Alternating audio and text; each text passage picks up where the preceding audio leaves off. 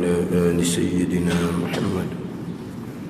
أعوذ بالله من الشيطان الرجيم. بسم الله الرحمن الرحيم. الحمد لله رب العالمين، والصلاة والسلام على سيد المرسلين وعلى آله وصحبه أجمعين. رب اشرح لي صدري ويسر لي أمري واحلل عقدة من لساني يفقهوا قولي. سبحانك لا علم لنا إلا ما علمتنا إنك أنت العليم الحكيم. ولا حول ولا قوة إلا بالله العلي العظيم. Kita Al-Misbahul Munir, muka surat 6 bahagian ke-14 daripada atas. Qala al-muallif rahimahullahu ta'ala wa nafa'ana bi'ulumihi amin. Yang keenam daripada 6 rukun iman, percaya dengan qada dan qadar. Beriman dengan qada dan qadar. Dengan maknanya qada itu, makna qada penentuan yang telah menentu akan dia oleh Allah Subhanahu wa taala. Itu makna qada. Penentuan yang telah menentu oleh akan dia akan penentuan oleh Allah Subhanahu wa taala. Menentu oleh Allah ni dengan iradah.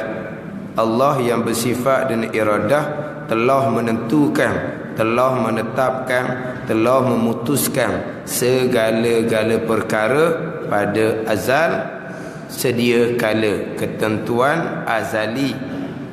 Allah yang bersifat dengan iradah menentukan, menetapkan segala-gala perkara pada azal.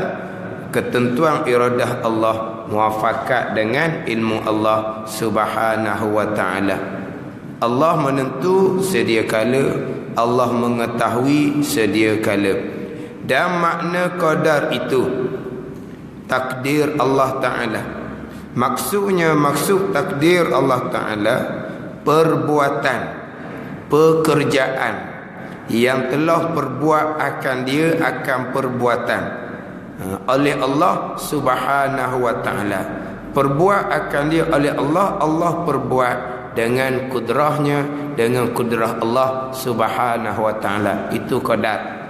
Sampai masa sebagaimana yang telah ditentukan oleh Allah taala pada azal, sampai masa berlaku perkara tersebut. Perkara yang berlaku itu datang daripada perbuatan Allah, pekerjaan Allah yang bersifat dengan kudrah. Itu makna qadar. Maka percaya dengan qada dan qadar itu, maknanya makna percaya dengan qada dan qadar, beriman dengan qada dan qadar, maknanya makna percaya itu mengaku putuh di dalam hati seseorang, berpegang kejap di dalam hati seseorang. Mengaku putuh, berpegang kejap, berpegang yang putuh dengan tentu sungguh akan bahawa segala yang perkara yang berlaku, kesemua perkara yang berlaku, kesekalian perkara yang berlaku daripada baik dan jahat, semuanya, semua segala perkara yang berlaku dengan kehendak Allah Subhanahu wa taala yang bersifat dengan iradah tu qada. Dan dengan menjadi Allah akan dia akan segala perkara yang berlaku itu qadar. Kehendak Allah yang bersifat dengan iradah, menjadi Allah yang bersifat dengan kudrah. Ini rukun iman yang keenam. Keluar 2 pegangan. Satu, berpegang putuh di akidah kita segala-gala perkara telah ditentukan oleh Allah pada azal. Sampai saat berlaku, kesemua perkara yang berlaku adalah perbuatan Allah Subhanahu wa taala yang bersifat dengan kudrah. Qada ketentuan azali, qadar perbuatan Allah Subhanahu wa taala yang bersifat dengan kudrah. Jadi kira-kira pembicaraannya pergi kepada pegangan yang kedua, qadar perbuatan Allah Subhanahu wa taala yang bersifat dengan kudrah. Apa yang Tuhan lakukan Apa yang Tuhan buat, apa yang Tuhan kerja, selaras dengan apa yang Allah Ta'ala tentukan, selaras dengan apa yang Allah Ta'ala tetapkan pada azal. Masya Allahu kan, wa man lam yasha' lam yakun. Perkara yang dikehendaki oleh Allah akan berlaku, perkara yang tidak dikehendaki oleh Allah tidak akan berlaku. Apa yang Tuhan lakukan, apa yang Tuhan kerjakan, sebagaimana apa yang Tuhan tentukan pada azal. Jadi apa yang berlaku sekarang kesemuanya adalah perbuatan Allah yang bersifat dengan kudrah, tidak terkecuali walaupun satu perkara sebesar zarah sekalipun. Kenapa? Segala perkara, sekalian perkara yang berlaku, kesemuanya datang daripada qada dan qadar Allah Subhanahu wa taala. Ni rukun iman yang keenam. Berulang-ulang saya sebut, di tajuk rukun iman yang keenam ni, faham molek, faham siapa tahap tahqiq, kejak, jelas.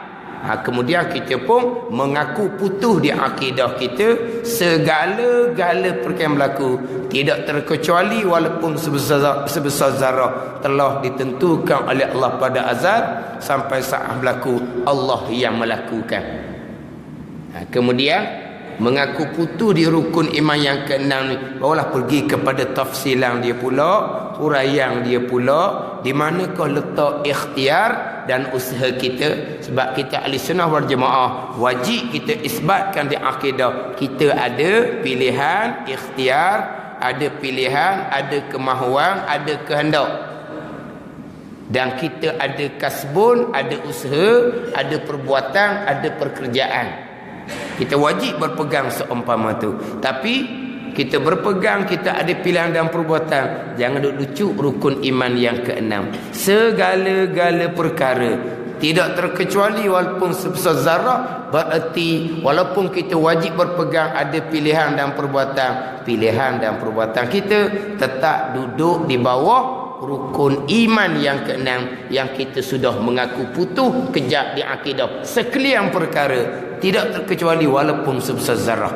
Sekalian perkara dalam kitab Minhajul Abidin, walaupun hanya terdetik di hati qada dan qadar Allah, walaupun hanya berkelip mata yang memandang qada dan qadar Allah, kalaulah terdetik di hati qada dan qadar Allah, ikhtiar, pilihan hati, sama telahlah qada dan qadar Allah. Kalaulah hanya berkelip mata pun qada dan qadar Allah, kasbun, usaha perbuatan kita pun tetap duduk di bawah qada dan qadar Allah, duduk di bawah rukun iman yang keenam yang kita percaya dengan makna mengaku putus di hati. Ini percaya rukun iman, mengaku putus di hati. Tetapi kalau kata percaya, mengaku putus di hati, katanya, tapi sampai masa pergi pada pembicaraan ikhtiar dan usaha untuk memastikan akidah kita akidah ahli sunnah wal jamaah, bukan akidah jabariyah yang sesat, bukan akidah qadariyah yang sesat. Sesat jabariyah qadariyah adalah di persoalan ikhtiar dan usaha. Kita pun pergi kepada pembicaraan ikhtiar dan usaha selepas daripada kita mengaku putus di akidah kita akan rukun iman yang keenam. Kita pergi pada ikhtiar dan usaha. Ikhtiar dan usaha kita tetap terikat duduk di bawah rukun iman yang keenam. Mana apa tu? Rukun iman keenam kita memang mengaku putus. Tapi bila pergi pada persoalan ikhtiar dan usaha, ikhtiar dan usaha mutlak, kita diberi pilihan sebebas-bebasnya. Allah tidak menentukan, Allah hanya mengetahui apa yang akan kita pilih. Maknanya belum ada lagi di kepercayaan dianya akan rukun iman yang keenam. Walaupun dia kata dia beriman dengan rukun iman yang keenam, itu hanya percakapan di mulut, tapi di akidah tidak ada. Kalau di akidah percaya dengan makna di sini kitab ni terang-terang. Apa makna percaya dengan qada dan qadar? Maknanya mengaku putus di dalam hati seseorang, segala-gala tidak terkecuali walaupun sebesar zarah. Kalau mengaku putus seumpama ni, pergi pada ikhtiar dan usaha pun tetap duduk di bawah segala-gala perkara. Tiba-tiba pergi pada ikhtiar dan usaha, pilihan kita mutlak, kita diberi kebebasan sebebas-bebasnya untuk memilih. Allah tidak memaksa, Allah hanya mengetahui mana kepercayaan di rukun iman yang keenam, segala-gala qada dan qadar Allah Subhanahu wa taala. Mana apa?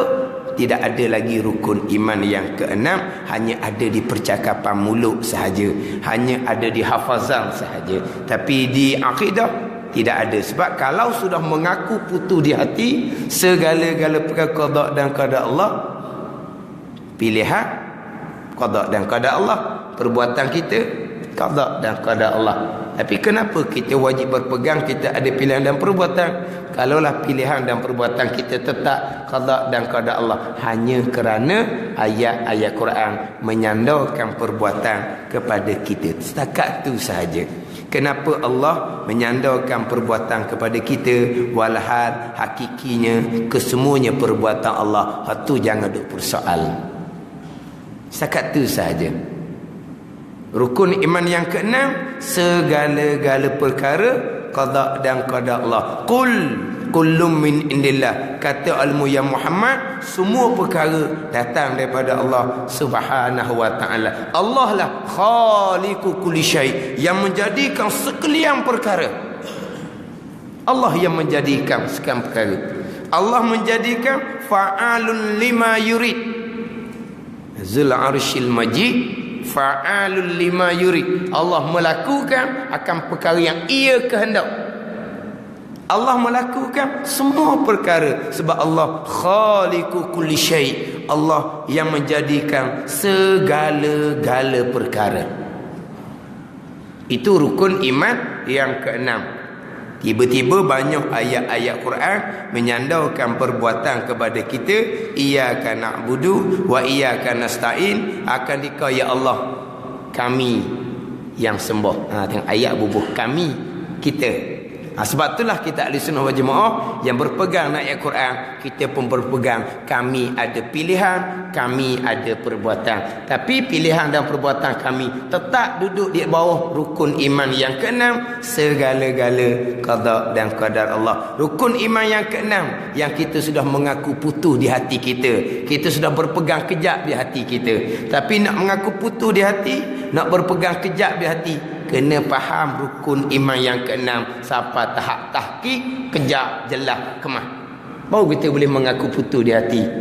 Jadi kenapa berkata percaya pada rukun iman yang keenam, tetapi apabila pergi kepada ikhtiar dan usaha, tak ada sebenar-benarnya kepercayaan beriman dengan rukun iman yang keenam. Kenapa? Kerana sebelum nak berpegang dia kena tahu, kemah, jelas. Tak tahu, tak kemah pun lagi situnya. Tahu sama-sama tak jelas. Tak ada lagi beriman dengan rukun iman yang keenam. Kemah di rukun iman keenam malah pergi kepada pembicaraan ikhtiar dan usaha. Perkara jahat, pegangan tetap dah di rukun iman yang keenam. Percakapan macam mana, tu pergi kepada hukum syariat zahir pula. Kalau perkara jahat, nisbah percakapan mulut disandar diletak kepada Allah, perkara jahat yang dilakukan itu bukan salah pegangan, itu salah nisbah syariat percakapan di mulut kerana tidak beradab dengan Allah Subhanahu wa taala. Pegangan dia betul, dia bercakap yang jahat tu daripada ketentuan Allah, dia berpegang seumpama tu. Pegangan dia betul lah dengan rukun iman yang keenam, tapi percakapannya haram, dosa besar, salah nisbah syariat zahir percakapan, bukan salah pegangan. Salah betul percakapan. Jadi lepas kejap di rukun iman yang keenam, baik buruk kesemuanya qada dan qadar Allah, baru kita pergi pula percakapan kena wajib beradab dengan Allah Subhanahu wa taala, dengan bahawa jangan sesekali menyandarkan perbuatan yang tak baik kepada qada dan qadar Allah Subhanahu wa taala. Itu pergi pada atur nisbah percakapan. Pegangan mengaku putus di rukun iman yang keenam. Segala-gala perkara yang berlaku datang daripada kehendak Allah, ketentuan Allah, keputusan Allah, susunan Allah yang bersifat dengan iradah, dan perbuatan Allah yang bersifat dengan kudrah. Kalau kira cukup mudah, cukup simple di rukun iman ke-6. Cuma kita nak susu pula tafsilan dia. Contoh bab ikhtiar dan usaha. Salah jadi Jabariyah, salah jadi Qadariyah, itu akidah yang sesat. Betul mana tu? Betul ikhtiar dan usaha. Jabariyah, langsung kita tidak ada pilihan, langsung kita tidak ada perbuatan, kesemuanya qada dan qada Allah. Hakikinya betul, tetapi kenapa salah? Kerana dia tidak beriman dengan ayat iyyaka na'budu wa iyyaka nasta'in. Akan dikau kami yang sembah. Tak ada lah kami, ayat tu tak betul. Tak, kalam Allah apa tak betulnya? Awak tidak berpegang dengan kalam Allah. Sebab tidak berpegang, kami ada pilihan, kami ada perbuatan. Sebab tu Jabariyah akidah yang sesat. Adapun kita ahli sunnah wal jamaah, ayat yang mengatakan Tuhan belaka, kita berpegang. Ayat yang menyandarkan perbuatan kepada kita, kita berpegang. Berpegang dengan ayat Quran. Ayat kata Tuhan belaka, kita berpegang. Ayat menyandarkan perbuatan kepada kita, kita berpegang. Belawang tu Tuhan belaka, kita ada perbuatan tak belawang? Tak, letak molek lah, supaya jadi ayat tu tidak berlawang, tidak tanakut, tidak berlawang. Sebab itu kalam Allah. Kalam Allah mustahil berlawang sama sekali. Dan ayat kata Tuhan belaka, itu hakiki dia. Dan ayat menyandarkan kata kita yang buat, kita berpeganglah kita buat. Tapi apa yang kita buat tetap terikat di bawah segala-galanya qada dan qada Allah Subhanahu wa taala. Itu je. Mana kita berpegang ada pilihan dan perbuatan hanya kerana ayat menyandarkan perbuatan kepada kita. Ayat menyandarkan perbuatan kepada kita banyak dalam Qurannya. Ayat menyandarkan perbuatan kepada kita, ayat yang memerintah, ayat yang melarang akan kita, ayat menuju perintah kepada kita, 7 perintah solat puasa kepada kita, ayat 7 larangan pun kepada kita. Kalau kita tidak berpegang ada pilihan dan perbuatan, jadi Allah 7 perintah kepada kita tak ada apa-apa. Allah 7 larangan kepada kita yang tidak ada apa-apa. Ada. Oleh kerana ayat menuju perintah kepada kita, ayat menuju larangan kepada kita, kita pun berpegang. Kita ada ikhtiar dan usaha, tapi ikhtiar dan usaha duduk di bawah rukun iman yang ke-6. Itu sahaja. Faham situ? Berhenti setakat tu. Jangan duk korek-korek lagi.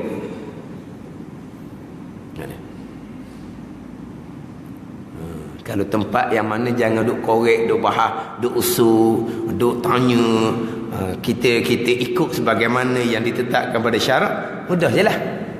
Tak jadi pening lah kitanya. Kadang-kadang pening ni kerana kita persoal, kerana kita usul, kerana kita korek. Dah orang larang jangan korek, jangan korek lah. Mula-mula ni pening saya kerana saya duk korek. Dia cari penyakit lah panggil.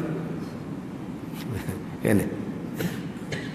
Ayat mengatakan Tuhan belaka sebagaimana rukun yang kena, kita pun berpegang segala-gala qada dan qada Allah. Ayat menyandar perbuatan kepada kita, kita berpegang, kita ada perbuatan, tapi perbuatan kita duduk di bawah qada dan qada Allah Subhanahu wa taala. Laha ma kasabat wa 'alaiha maktasabat. Sandar kepada usaha kita. Man amila salihan man amila salihan fali nafsi wa man asaa fa 'alaiha. Sesiapa yang melakukan amal yang soleh maka manfaat kepada dirinya sendiri, dan sesiapa yang melakukan amal kejahatan maka mudarat atas dirinya sendiri. Sesiapa yang buat baik, sesiapa yang buat jahat, sesiapa buat baik tu sesiapa, Buat jahat tu sesiapa? Tuan Sandok kepada perbuatan kita. Innallaha la yughayyiru ma biqaumin hatta yughayyiru ma bi anfusihim. Allah Ta'ala tidak mengubah satu kaum sehinggalah kaum mengubah akan dirinya sendiri. Tuan Sandok pada kaum yang mengubah dirinya sendiri. Kaum ada pilihan, kaum ada perbuatan, tapi pilihan dan perbuatan kaum tersebut tetap terikat di bawah rukun iman yang keenam. Itu sahaja.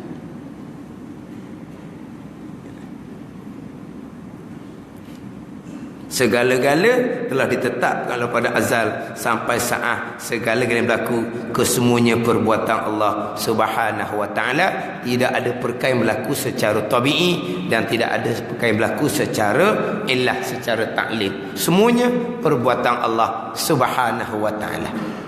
Semua. Misalnya tak terkiralah misalnya. Kadang-kadang orang mengajar buat misal. Terbang burung di udara, Allah yang lakukan. Apa ni? Ikan dalam air panggil apa? Berenang. Berenang tau. Bukan berenang tu kita. Ikan berenang jugalah panggil. Burung terbang, ikan berenang. Berenang. Ingat ke kita je kalau panggil berenang, ikan panggil berenang jugalah. Jadi maknanya terbang burung di udara, Allah yang terbangkan. Berenang burung di dalam air, Allah yang gerakkan. Gitulah. Tak pandai nak cakap Melayu. Segala-galanya perbuatan Allah. Tapi orang cakap mengajar ni dia wari misal, tak payah dah. Tapi ada tujuan buat wari misal. Terbang burung di udara bukan sayap yang buat. Berenang berenang ikan dalam air pun bukan apa tu? Sisi apa ni? Siri. Sisi tubuh tau. Siri lah. Maknanya berenang ikan dalam air bukan siri yang buat, Allah yang buat. Tu jelah. Segala-gala perkara. Tapi bagus juga tertugu buat misal ni. Kena-kena ada orang tak faham. Orang agama ada ke dia mengajar terbang burung di udara bukan sayap yang buat, Allah yang buat. Dia komen orang mengajar. Ni orang agama ni. Orang agama. Komen orang mengajar. Dia pergi macam pantau nak tengok mengajar tu macam mana. Orang mengajar tu kata barangkali lah, terbang burung di udara bukan sayap yang buat, tapi Allah yang terbangkan.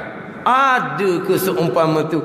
Terbang burung Allah yang buat, bukan sayap yang buat. Dia kata salah. Tapi apa yang dia pegang, saya pun tak tanya. Tak tertanya. Sebab apa? Kejut. Awak faham kok mana? Awak faham kok mana?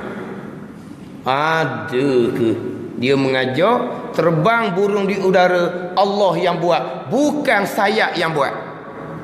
Ada ke begitu? Mana salah lah. Dah betulnya macam mana? Wallahu alam, saya tak tanya. Tak. Yelah kalau orang pelik-pelik ni. Ada. Tak tertanya. Gitu dia mengajar. Gitu salah tu. Misal lah. Ni tak tanya. Salah. Dah sebenarnya macam mana pegangan? Tu.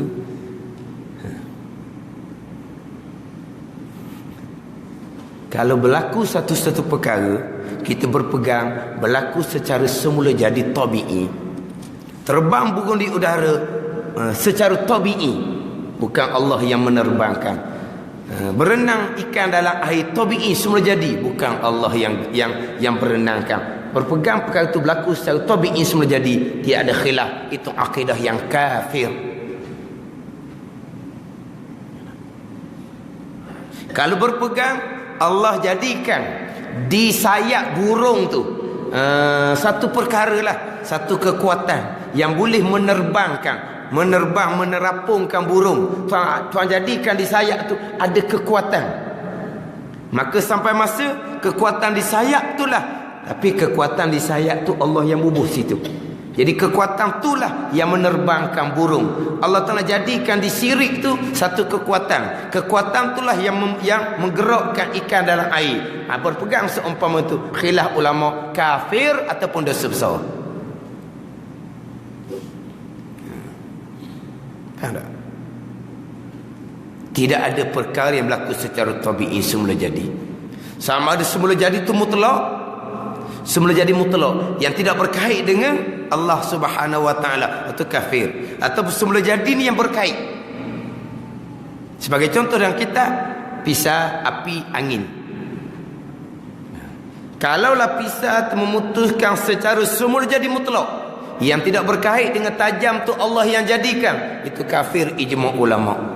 Kalau pisah tu memutuskan secara semula jadi tabi'i tetapi berkait dengan tajam tu mari daripada Allah yang bubuh dipisah, itu akidah yang khilaf ulama, kafir ataupun dosa besar. Tapi muktamad hukum kafir sebab dia ada sedikit sangkutan dengan Allah, sebab ketajaman tajam di mata pisah Allah yang bubuh, Allah yang jadikan.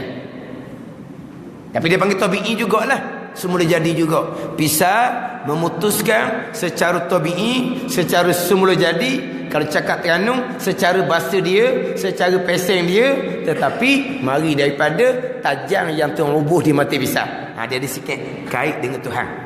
Lepas tu pandangan muktamad tidak menghukumkan kafir. Jadi tabi'i ni ada dua peseng. Tabi'i ni semula jadi. Kita tabi'i tabiat perangai tau. Dan ni tabi'i semula jadi. Jadi tabi'i yang berpegang secara semula jadi ada dua pegangan. Yang pertama, tabi'i secara mutlak, tidak berkait dengan Tuhan yang letak ketajaman dipisah. Tak berkait. Tabi'i mutlak, atau kafir ijma' ulama. Kemudian misal tabi'i antara dua jalanan tadi ni, banyaklah misal dia. Tadi misal burung terbang, ikan berenang, samalah. Kalau burung tu terbang, tabi'i semula jadi dah burung tu terbang yang tidak berkait dengan Allah, kafir ijma' ulama. Burung tu terbang semula jadi tetapi dengan kekuatan yang Tuhan jadikan di sayap burung tu. Jadi burung boleh terbang tu sebab Tuhan jadikan di sayap burung tu ada kekuatan. Tak ada kaitan dengan Allah. Tapi dia panggil tabi'i jugalah semula jadi, tapi ada kaitan sedikit dengan Allah. Allah yang letakkan kekuatan di sayap tu. Allah yang letakkan kekuatan di sirip ikan tu. Itu ada kaitan. Itu akidah yang khilaf ulama, sama ada kafir ataupun dosa besar. Kemudian tabi'i ini banyak lah. Wa imma nasib, wa imma air, wa imma obat. Segala-gala perkara. Semua perkara. Nak misal benda tabi'i ini tak termisal lah. Mata kita nampak terang. Mari mana mata kita nampak? Nampak secara semula jadi tabi'i atau kafir. Nampak kerana Tuhan letak kekuatan di biji mata kita. Bila Tuhan letak kekuatan di biji mata kita, maka kita pun dapat melihat dengan secara semula jadi dengan kekuatan yang Tuhan bubuh di biji mata kita. Atau pandangan hak tabi'i yang khilaf ulama, kafir ataupun dosa besar. Sama. Jadi banyak perkara hak tabi'i ni. Sama ada tabi'i secara mutlak yang tidak ada kaitan dengan Allah, kafir ijma' ulama, ataupun tabi'i yang ada kaitan dengan Allah atau khilaf pada kafir. Contoh hak paling hak biasa digunakan adalah obat lah. Obat menyembuhkan secara tabi'i semula jadi, tidak berkait dengan apa benda yang Tuhan jadikan dia obat ada, atau kafir ijma' ulama. Obat menyembuhkan secara tabi'i dengan apa ni, ada dia obat tu lah, mujarab dia ke, khasiat dia ke, kandungan dia ke, ada dia obat tu. Sebab orang yang buat obat ni secara asbab zahirnya, dia bukan getek-getek buat bulat-bulat buat obat, bukan. Adalah perkara yang terkandung di dalam perkara benda yang dibuat sebagai obat. Dia punya mengkaji di obat tu ada perkara dia tu. memang di obat tu ada perkara yang dikaji. Memang Allah yang jadikan. Yang mana perkara tu boleh menyembuhkan penyakit ni. Abang apa? Khasiat ke apa? Kandungan tu lah. Kandungan ni dia punya kajian boleh menyembuhkan penyakit ni. Kandungan ni boleh menyembuhkan penyakit ni. Kandungan tu memang Allah yang jadikan. Apabila doktor yang mengkaji itu perkara yang Tuhan jadikan di benda tu. Sampai saat dia pun makan sembuh. Mari mana sembuh tu? Mari daripada obat secara semula jadi dengan kandungan yang Tuhan letak di obat atau khilaf pada kafir. Adapun kita ahli sunnah wal jamaah, semua perkara tajam dipisah Allah bubuh. Kekuatan di sayap burung pun Allah jadikan. Kekuatan di syirik ikan Allah yang jadikan. Khasiat kandungan di obat Allah jadikan. Tapi itu semua dipanggil makhluk Allah. Makhluk bekas sama sekali. Memang Allah jadikan tajam dipisah. Tapi saat putus Allah yang putuskan. Allah yang terbangkan burung. Allah yang berenangkan ikan. Allah yang sembuhkan penyakit kita. Semua adalah qadar perbuatan Allah Subhanahu wa taala. Mana kita ahli sunnah wal jamaah pun berpegang perkara tu Allah jadikan di makhluk dia tu macam tadilah. Tajam dipisah memang Allah buat tajam tu. Memang Allah letak di mata pisau tajam tu. Memang Allah letak di api kepanasan. Memang Allah jadikan kepanasan di api. Tapi sampai saat putus Allah yang memutuskan. Sampai saat hangus Allah yang menghanguskan. Bukan makhluk Allah tajam di pisau tu yang memutuskan. Bukan makhluk Allah panas di api tu yang menghanguskan. Kesemua perbuatan Allah Subhanahu wa taala. Sebagaimana pembicaraan bab usaha kita. Kita ada usaha ahli sunnah wal jamaah. Jabariyah menafikan terus. Qadariyah macam kita. Kita berpegang kita ada usaha. Qadariyah berpegang kita ada usaha. Yang bezanya kita berpegang kita ada usaha tapi usaha kita tak bekas sama sekali. Qadariyah berpegang kita ada usaha. Usaha kita bekas. Kita ada usaha dan usaha kita lah yang bekas. Usaha kita lah yang bekas. Kita ahli sunnah wal jamaah, kita berpegang kita ada usaha. Usaha tu tak bekas. Qadariyah sama macam kita. Kita ada usaha tapi usaha tu bekas. Usaha bekas ni mari mana pula? Usaha bekas mari daripada kudrah, kekuatan, tenaga, rank yang Tuhan bubuh di tubuh kita. Tu Qadariyah. Tuhan jadikan tubuh kita, Tuhan letak tenaga di tubuh kita. Yang kita rasakan. Kita ada tenaga, kita ada rank, kita ada time rasa letih tak boleh nak bergerak, bukan gitu. Jadi kita boleh rasa Allah bubuh tenaga di tubuh kita. Bila Allah bubuh tenaga di tubuh kita, maka kita pun menggerakkan tubuh kita dengan tenaga yang Tuhan bubuh. Bukan Allah lagi menggerakkan, itu qadariyah.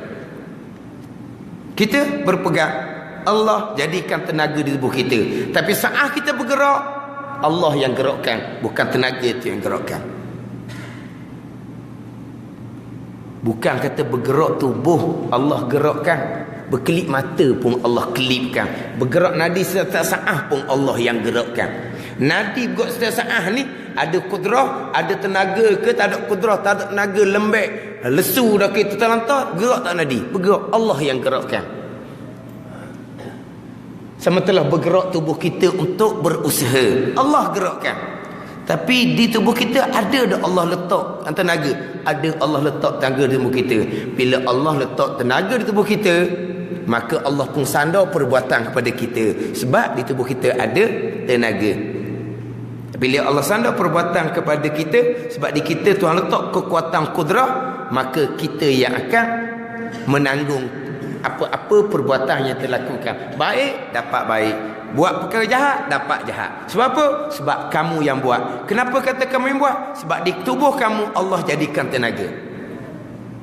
Tapi tenaga tu bekas ke tak? Dah. Mau pula dah. Jadi kat tu sudah. Pusing punya pusing kan kata ngelak pula kan. Setakat tu je. Kenapa kita dihukum atas perbuatan yang kita lakukan? Sebab kita ada perbuatan. Kenapa kata kita ada perbuatan? Sebab Tuhan bubuh tenaga di tubuh kita.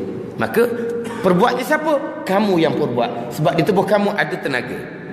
Maka kamu bertanggungjawab sendirilah. Baik, baiklah balasannya. Buruk, buruklah balasannya. Sebab kamu yang buat. Kerana Tuhan jadikan tenaga di tubuh kamu. Tenaga di tubuh kita bekas ke tak? Tak pula. Dah gerak tubuh kita buat baik, buat jahat, Allah yang gerakkan pula. Saya kata ya. Tak boleh korek. Qadariyah, Allah bubuh tenaga di tubuh kita, maka siap kerja Tuhan, beres kerja Tuhan. Yang menggerakkan tubuh kita, tenaga yang Tuhan letak di tubuh kita. Apabila tenaga yang di tubuh kita menggerakkan tubuh kita buat baik, dapat balas baik. Buat jahat, kamu akan tanggung akibatnya sendiri. Sebab apa? Sebab kamu yang buat sendiri dengan kudrah yang Tuhan jadikan tubuh kamu. Itu qadariyah. Tapi kalau kena tarik, nampak nak mudah ikut qadariyah lah. Sebab apa kamu menanggung perbuatan kamu sendiri? Sebab kamu yang buat sendiri dengan tenaga yang Tuhan bubuh di kamu. Tuhan bubuh tenaga di kamu. Kenapa kamu pergi buat benda jahat? Tenaga kamu lah yang menggerakkan tubuh kamu buat benda jahat. Kamu tanggunglah akibat di hari akhirat.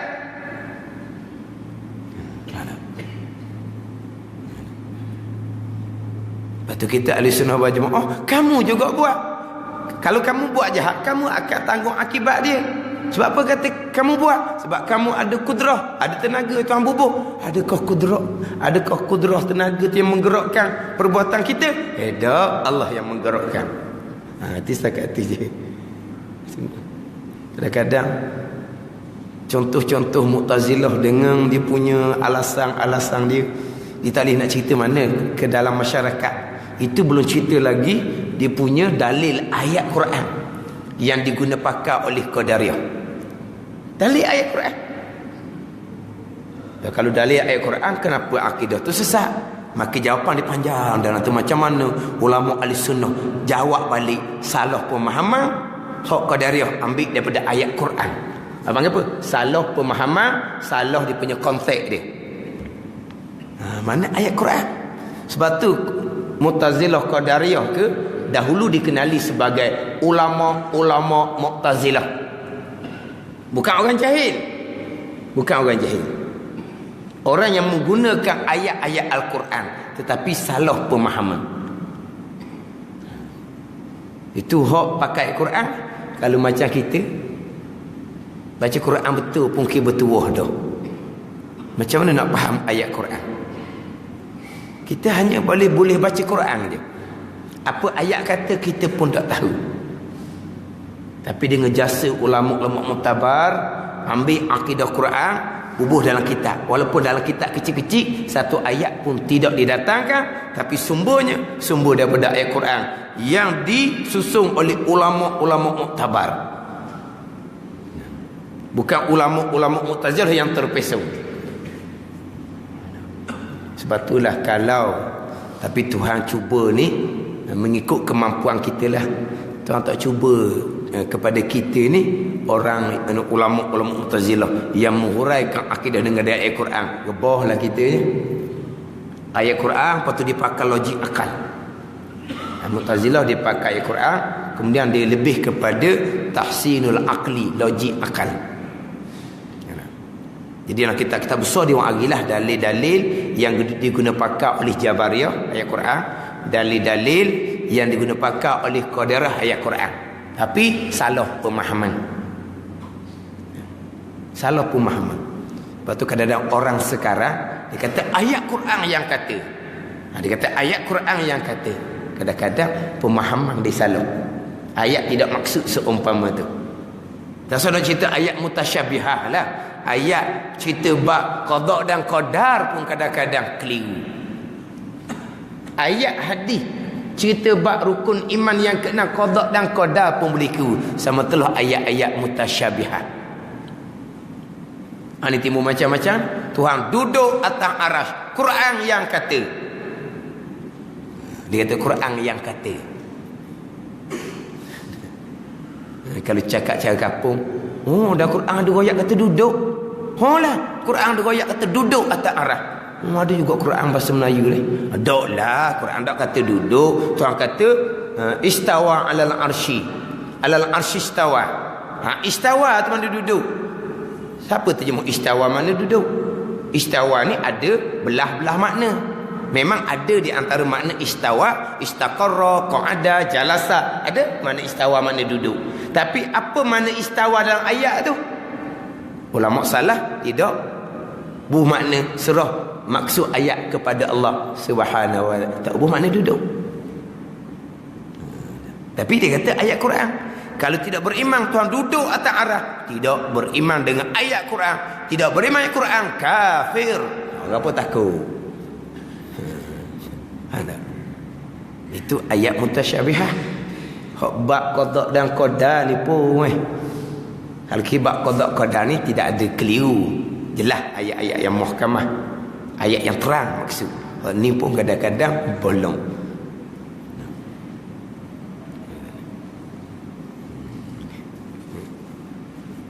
Lepas tu kalau kita mengaji kitab besar, dia akan datang dengan dalil-dalil. Hak dalil ahli sunnah banyaklah.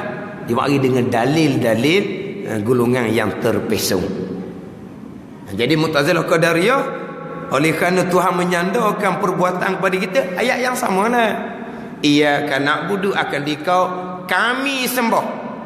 Apabila kami sembah, mana perbuatan sembah ni? Perbuatan kita sendiri. Kita yang menggerakkan tubuh kita sendiri untuk mengabdikan diri kepada Allah. Mari mana kita boleh menggerakkan tubuh kita? Mari daripada tenaga yang Tuhan bubuh di tubuh kita. Tapi yang bergerak tubuh untuk mengabdikan kepada Allah, bukan Allah yang buat, kita yang buat. Usaha kita sendiri. Mari daripada tenaga yang Tuhan bubuh di tubuh kita. Itu Qadariyah.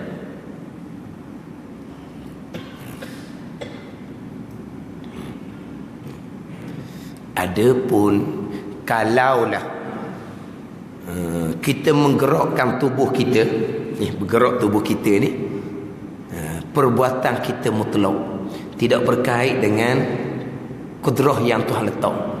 Memang kita ada tenaga sebab kita lahir, memang kita sihat, kita bertenaga, kita cerdas, kita ni aktif, kita sihat.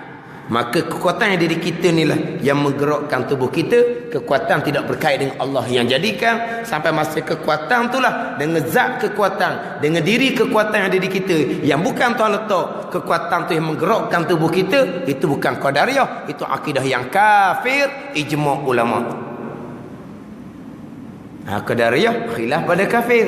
Macam hak tabi'i tadilah. Padang muktamad kata dosa besar. Sebab tak hukum kafir. Sebab dia berpegang kita bekah dengan kudrah, tenaga. Mari mana? Allah yang bubuh. Dan ada kaitan dengan Allah Subhanahu wa ta'ala. Tetapi kalaulah kita bekas sendiri dengan kudrah yang ada di kita, dengan zat kudrah, dengan diri kudrah itulah yang menggerakkan tubuh kita. Kudrah tu bukan mari daripada Allah yang jadikan tubuh kita. Sampai masa kudrah tu yang menggerakkan tubuh kita, itu kafir ijma' ulama. Itu bukan Qadariyah. Qadariyah, kudrah, tenaga yang ada tubuh kita tu mari daripada Allah yang jadikan. Ada kait dengan Allah Subhanahu wa ta'ala. Itu Mu'tazilah Qadariyah, lawan kepada Jabariyah. Jadi antara persoalan Tuhan letak tenaga di tubuh kita, dengan persoalan yang saya sebut sebelum ni, Tuhan letak kekuatan di sayap burung, Tuhan letak kekuatan di sirip ikan, Tuhan letak kekuatan ketajaman di pisau, Tuhan letak kepanasan di api. Qadariyah Tuhan letak kudrah tenaga tubuh kita. Nampak macam bunyi sama, bunyi macam sama, hukumnya pun sama. Khilaf ulama kafir ataupun dosa besar. Tapi nama kumpulan golongan terpesong ni, hak Qadariyah, hanyalah berkait dengan Tuhan letak tenaga di tubuh kita, tenaga tu yang berkah. Ataupun Tuhan letak kekuatan di sayap burung ke, di sirip ikan ke, di pisau, di api ke, sampai masa kekuatan tu yang lebih berkah, itu bukan qadariyah, itu akidah tabaiyin. Akidah yang berpegang secara semula jadi. Tapi semula jadi mana ni? Semula jadi yang berkait mari daripada Allah yang letak. Jadi puak tabaiyin ni dia ada dua. Satu, semula jadi secara mutlak, tidak berkait dengan Allah yang jadikan. Satu, semula jadi yang berkait dengan Allah yang jadikan. Tapi kedua-dua dipanggil puak tabaiyin belaka. Tapi kalaulah semula jadi yang tidak berkait dengan Allah yang jadikan, di makhluk tadi tu, itu kafir ijma' ulama. Tapi kalau semula jadi burung terbang secara tabi'i semula jadi dengan kekuatan yang Tuhan letak di sayap, tak ada kaitan, dia panggil semula jadi juga. Tapi semula jadi yang ada kaitan dengan mari mana jadi boleh terbang burung, kerana di sayap tu ada kekuatan. Di sayap ada kekuatan, mari mana Allah yang bubuh. Ni ada kait dengan Allah. Tapi dia panggil tabai'in juga, semula jadi. Tapi bukan semula jadi yang mutlak, yang ada kaitan dengan Allah. Ini khilaf pada kafir. Tapi tak panggil qadariyah. Tapi hukumnya sama. Hukumnya sama. Qadariyah hanya berkait dengan Tuhan letak tenaga tubuh kita, kudrah, sampai masa tenaga tu yang menggerakkan tubuh kita. Tapi kalau tenaga tidak berkait dengan Allah letak, tenaga tu bekas dengan sini, tu kafir. Sama juga dengan burung ke, ikan ke, pisah ke, api ke, sama. Terbang burung secara semula jadi tak kait dengan Allah letak kekuatan. Berenang ikan semula jadi tidak berkait dengan kekuatan yang Tuhan letak. Pisah memutuskan secara semula jadi tidak berkait dengan tajam yang Tuhan jadikan. Api menghanguskan secara semula jadi tidak berkait dengan kepanasan yang Tuhan jadikan. Waktu kafir ijma' ulama. Kita ahli sunnah wal jamaah sama je. Memang Tuhan jadikan kekuatan di sayap burung, di sirih ikan, di pisah, di api. Tuhan letak tenaga di tubuh kita. Tapi saat burung terbang, Allah yang gerakkan. Saat ikan berenang, Allah yang gerakkan. Saat putuh, Allah yang memutuskan. Saat hangus, Allah yang menghanguskan. Saat bergerak tubuh kita, Allah yang gerakkan. Bukan tenaga yang tumbuh di tubuh kita yang menggerakkan. Sebab apa? Keesaan pada perbuatan. Kesemuanya perbuatan Allah. Makhluk tak bekas sama sekali. Kekuatan di burung, makhluk. Kekuatan di ikan, makhluk. Tajam di pisah, makhluk. Panas di api, makhluk. Kudrah yang Tuhan letak tubuh kita pun makhluk. Makhluk tak bekas sama sekali. Kesemuanya perbuatan Allah Subhanahu wa ta'ala. Itu qadar. Kesemua perbuatan Allah, tidak ada perkara yang berlaku secara semula jadi. Mana? Selesai? Selesai. Kita pun alih. Maka barang siapa tiada percaya dengan makna tidak mengaku sungguh segala perkara itu, maka adalah ia kafir, tidak dinamakan dia orang yang beriman. Maka barang siapa tidak percaya ni, bukan tidak percaya di rukun iman yang keenam ni, tidak percaya daripada rukun iman yang pertama.